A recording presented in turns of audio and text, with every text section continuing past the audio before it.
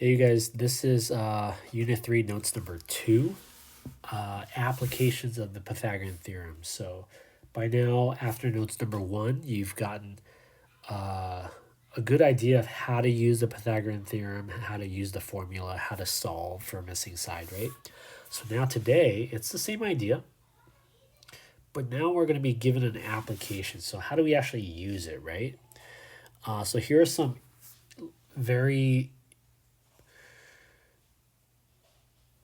problems that are kind of just introducing the idea of how you should visualize it, okay? So the key component here is you have to learn to be better at visualizing what's happening in the problem, okay? So I'll show you 3 different examples here on what you may see. But again, there are many other examples where you might run into the Pythagorean theorem as well. So here you go. Go ahead and then press play whenever you're ready, okay? Go ahead and do write this down in its entirety. Okay, so here is a very common application where you're driving and you're going in a certain direction, okay? So here you notice that we're driving north, we're turning right, we're driving east, right? There's a lot of direction going on, so in case you're not familiar with direction, here are your directions, right? I think the way I learned it was never eat soggy waffles, right? North, east, south, and west.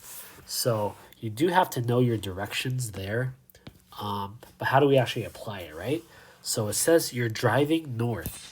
So north, right, is going, in this case, upwards, if you will. So we're going to go upwards for 32 miles. And this is how you guys want to draw it out, right? And then after driving north, you turn right. And notice how if you go right, what direction is that, right?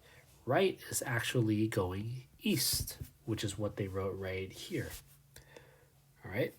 So we're going east for another 24 miles. So this is where you started. I'll put a little point here. And this is where you're ending. So it says at the end of the driving, what is your straight line distance from your starting point? So in other words, how far are you from where you started? So in that case, how far you are from where you started would be represented by this straight line right here. Okay? So this is what we're looking for. Now, if you go north and then you turn right, it creates a right angle. Notice how that kind of shapes into a right triangle there, okay?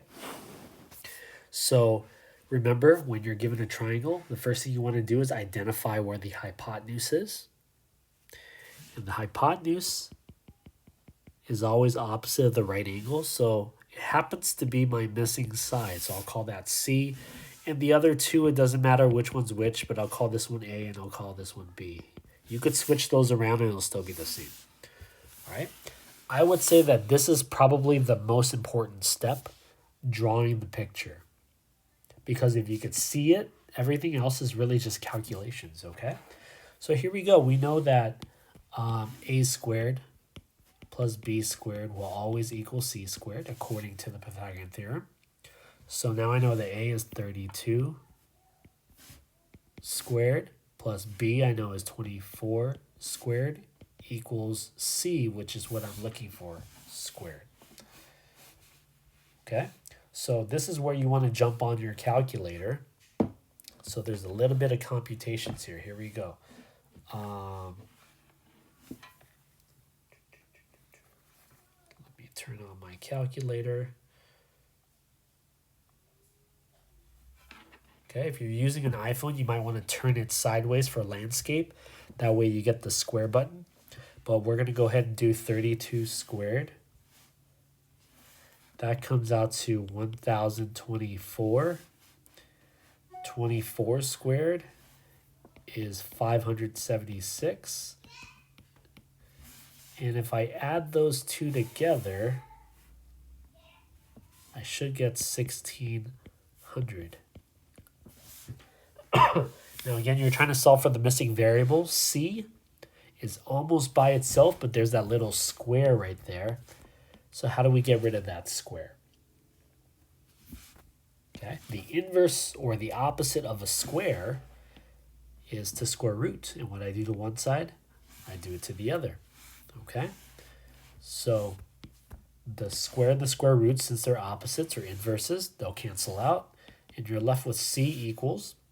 And then I'm going to type in the square root of 1600 on my calculator to see if it does square root. And it does. It comes out to a clean 40. Okay? And what does this represent, right? So it says at the end of the driving, what is your straight line distance from your starting point? So what does 40 mean? Okay? So 40 represents 40 miles, how far you are from where you started. That's it. So if you notice, the actual work is not that bad. It's just the picture that I want you guys to focus on, okay? All right. Replay that as many times as you need to, but I'm going to go ahead and move on to part B. Here's a different scenario. If you place a 10-foot ladder against a top of a 6-foot building, that's a very short building. How many feet will the bottom of the ladder be from the bottom of the building, right? Okay, so here's what I want you to do. I want you to pause this video, and I want you to try to draw what's happening in this picture, okay? And then I'll draw it myself, and we'll see how close you guys were, okay? Go ahead, pause, and draw your picture. Okay, so this is another classic problem with the Pythagorean Theorem. So first thing I notice is that I have a 6-foot building. And they didn't really consider the units here because there's no such thing as a 6-foot building. That's a really short building.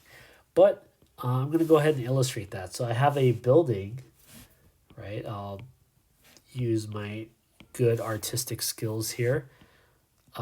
Here's your building.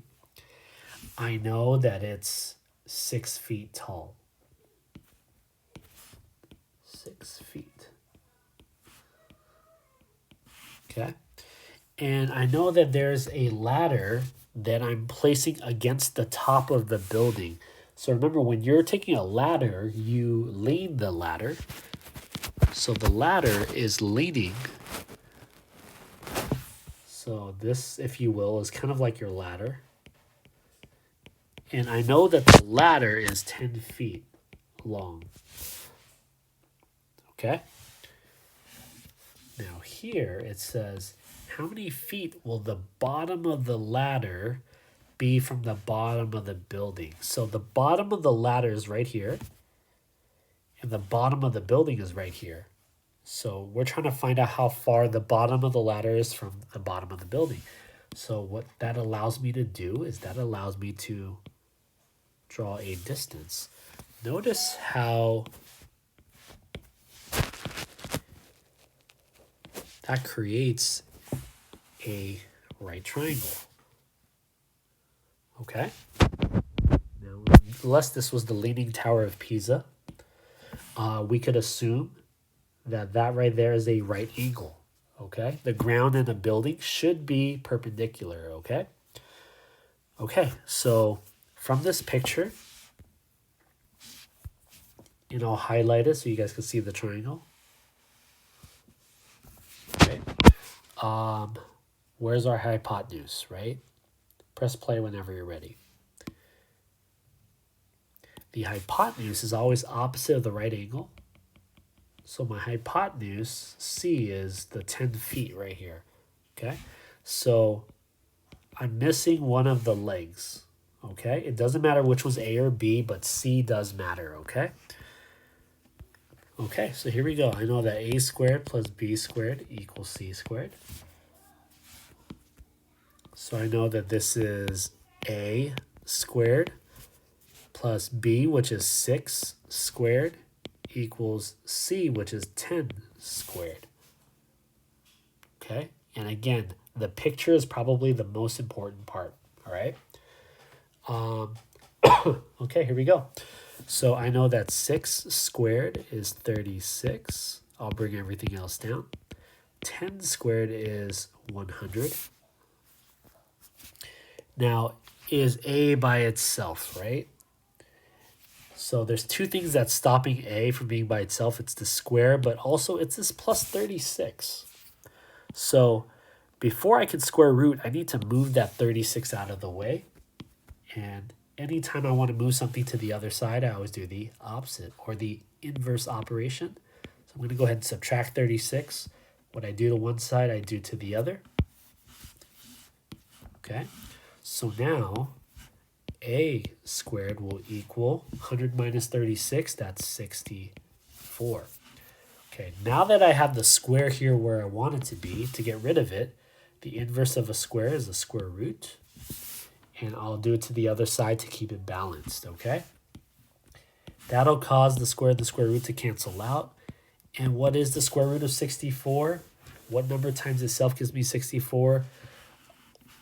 You could use the calculator if you need to, but that'll be 8. Okay, let's take a look at what units we used. Did we use centimeters, inches, yards, feet? Turns out that we use feet, so I'm going to write 8 feet. So that means that the ladder, the base of the ladder is 8 feet away from the building, okay? Again, a very popular problem, but the most important part is knowing how to draw this picture, okay? So practice that, you guys. Here's the last one. Part C. Write it down, press play when you're ready. Okay, so here we have a television, a TV, okay? That's advertised as 29-inch, and that's the diagonal length. If the width of the TV is 20 inches, how many inches tall is the TV? So you guys should know that when you go shop for a TV, so like if you've ever been to Costco, right, there's different size TVs. So they'll list it as a 60-inch TV or a 72-inch TV. That inch is really the length of the diagonal. Okay, I don't know if you guys knew that. And that goes for monitors as well. But a TV is shaped as a rectangle. Okay, if you look at just the face of the TV. Now, the way they sell TVs is they measure it by the diagonal. The diagonal goes from one corner to the other corner. So that right there is your diagonal. Okay? So they tell you that this TV here is 29 inches long. Okay, that's the diagonal length. So they tell you the width. Now, the width of the TV can go either way, but the width here is going to be 20 inches. That's how wide the TV is. Okay? And then they tell you how tall is the TV, right? So when you're trying to measure how tall someone is, that's vertical. So this is basically what they're looking for. I'll highlight it. They're asking you how tall this is. Okay? But if you notice, this whole lesson is on the Pythagorean Theorem, right? So notice how it creates a right triangle. Okay? We can assume that this is a right angle because if it isn't, then you have a very strange TV. Okay? So knowing that the right angle is right there, this diagonal is really my hypotenuse. And the other two sides are my legs. And it doesn't matter which one's which. So it turns out that we're missing one of the legs of the triangle, okay? So if you take a look at this here, that's enough to set up our equation. But again, illustrating it is the most important part, okay?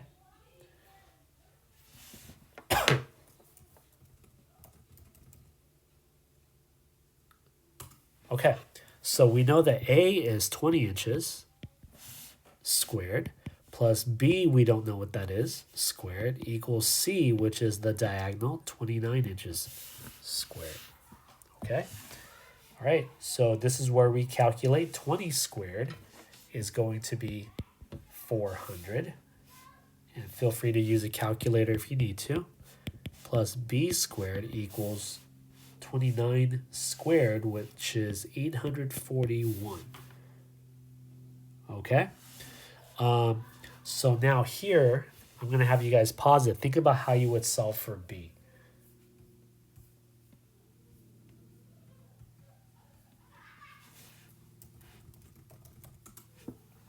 Okay, so to solve for b, you got to move that 400 out of the way first so I can subtract it. And I'll balance it on both sides because I want to move the constant first before I start square rooting, okay? So now I have b squared equals 441. Now that I have the square by itself, I know how to get rid of it. I can just use the inverse, which is a square root. That'll help cancel out the square. And b will come out to the square root of 441. So let's take a look. 441 square root on my calculator, it says 21. What does that represent? Let's look at the picture. That represents how tall that TV is. So it's 21 inches, okay? And that's it, okay? I'm sure you're going to run into other applications, but practice on drawing out the pictures, all right? If you have questions, just reach out to me.